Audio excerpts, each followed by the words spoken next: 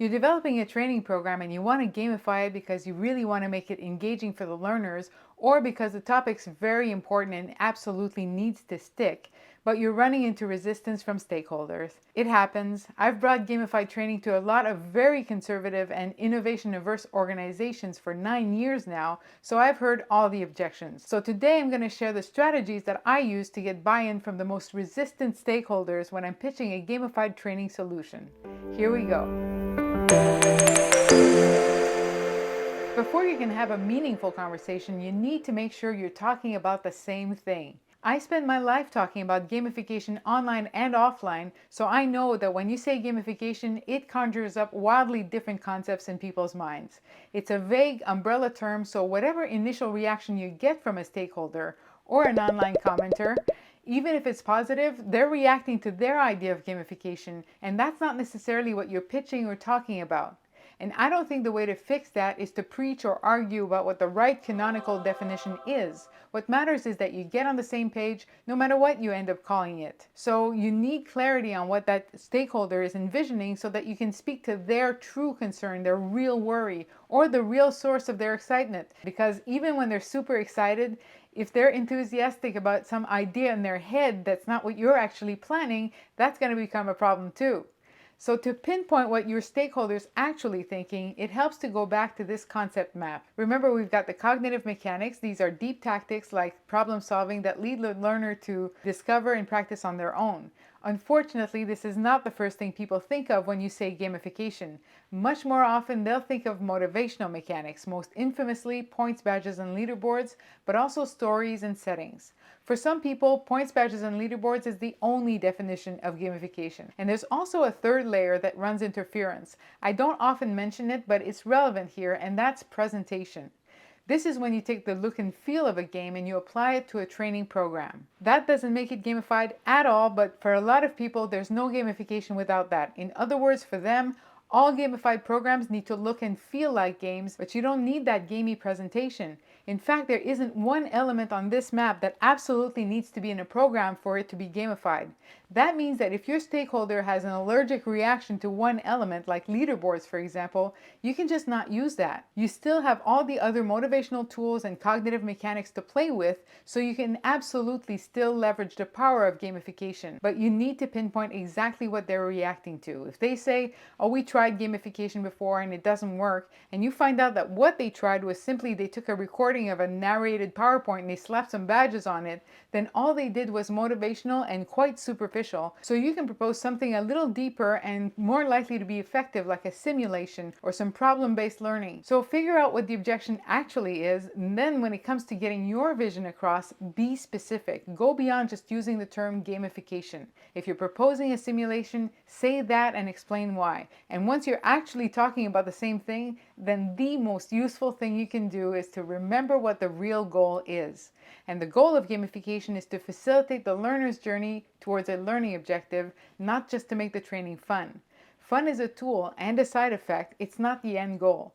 So your pitch and your design need to aim squarely at the learning objective and be based on why that objective is important to the organization. It's a lot easier to get buy-in if you're aiming at results and relevance than if you're just pitching fun, but also emphasizing the end goal ensures that your program will stay mission focused. Because in this field, there's a lot of shiny object syndrome, including from clients, and anyone can get easily sidetracked by ideas that would be fun, but would actually pull against that end goal. I've had clients who were big gamers and they hired me because they wanted to make their game that they were dreaming of. And I was the one who had to bring them back to this prime directive. If your mechanics are relevant, learners will engage. Another strategy you can use is just to make them play. A simple playable prototype is often a very powerful way to get buy-in. Of course, letting people actually try an activity does a lot to get them all on the same page, but on top of that, it's often happened that the most resistant person in a group totally changed their tune as soon as they saw a prototype. They wanted to try it, and once they did, they got it. And the beautiful thing about prototypes is they're often not beautiful. They're usually quite basic, so they don't have all the graphics and the bells and whistles and that gamey presentation. So people who see games as silly or trivial, with a simple prototype, all they see is the content and how relevant the mechanic is to their goal. So prototypes are amazing at cutting through preconceptions and getting that buy-in. So 3 key points to remember. Make sure you're talking about the same thing. Position the learning objective as the end goal and the fun as the tool to get there. And when possible, consider using prototypes. Now, let's apply that to some of the most common objections to gamification. Number one, my client won't go for that because they're too conservative. This comes from the idea that gamification equals trivial fun. First of all, it doesn't. And second, no matter how conservative a client is, there's a result that they need to attain. And if their problem is solvable with training, then gamified training can help solve that problem more decisively. So emphasize the result and maybe favor a more sober presentation. Number two, it costs too much. I honestly don't know where that one comes from, and I always investigate what makes the stakeholders say that. Often it means that the person's thinking that gamified training is complicated or very graphics and tech driven. But gamifying doesn't usually mean having to produce more stuff. It just means presenting what you do have differently to get the learner more involved. So crazy graphics or fancy tech and the budgets that come with that are absolutely not needed. Same goes for number three, we don't have time. Again, that person is thinking that gamified training is complicated. Again, it's about presenting differently. And to tell you the truth about whether it takes more time, well, it depends on what you're comparing it to. If you're comparing gamified training to just copy-pasting a wall of text into a template, then yeah, pretty much anything that's effective, gamified or not, will take more time than that. But usually what takes the longest time in gamified development is not the game mechanics. It's getting all the stakeholders to agree on the learning objectives and the content, just like in a lot of non-gamified projects. Number four, it's not appropriate for our learners. And this often comes with a stereotype like our learners are older or they're librarians, I don't know.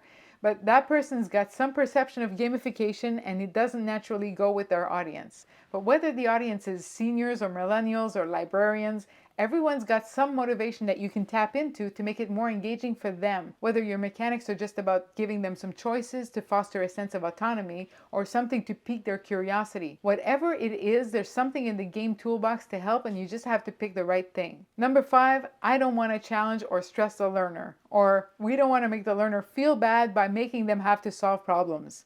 This one kills me. But it sometimes comes from a fear that if the learner fails the challenge, the program will somehow humiliate them or punish them. So they need to be reassured that we will set the challenges at an attainable level for the learners so that they'll experience wins. And if the learner doesn't succeed, the worst that'll happen is they'll get feedback and a chance to try again. Games are actually great at de-dramatizing failure and trying again. And our brains are wired to seek stimulation, so please don't be afraid to ask the learner to think and to do. Number six, we don't want to create competition between our learners. It's a myth that gamification necessarily means competition or leaderboards. And if you're really worried about that, you can even put in mechanics that encourage cooperation and teamwork. So there you have it, a framework for approaching discussions with stakeholders and what you can do about the most common objections. I'm sure you're running into stuff that I didn't mention, and I'd love to hear your objection stories in the comments. Also, YouTube tells me that 89% of you watching are not subscribed, so I'd really love it if you were. Thank you so much for watching, and I'll see you next time.